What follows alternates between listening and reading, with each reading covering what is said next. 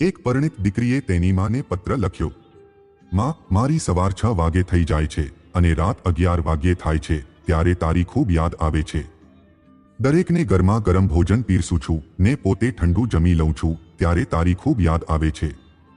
જ્યારે ઘરમાં કોઈ બીમાર પડે છે ત્યારે એની સેવામાં લાગી જાઉં છું અને જ્યારે હું બીમાર પડું છું ત્યારે જાતે પોતાની સેવા કરી લઉં છું ત્યારે મમ્મી તારી ખૂબ યાદ આવે છે।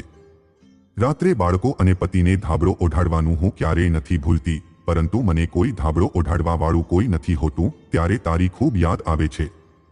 જ્યારે દરેકની જરૂરિયાતો પૂરી કરતા કરતા ક્યારેક હું પોતાને ભૂલી જાઉં છું, મને યાદ કરવાવાળું કોઈ નથી હોતું મમ્મી ત્યારે પણ તારી ખૂબ યાદ આવે છે। આ વાત દરેક પરિણીત દીકરીને લાગુ પડે છે। લગ્ન પહેલા દરેક પુરુષ એમ કહે છે કે મમ્મીની યાદ નહીં આવવા દઉં, એમની કમી નહીં વર્તાવા દઉં, તો એ મમ્મી તારી ખૂબ યાદ આવે છે।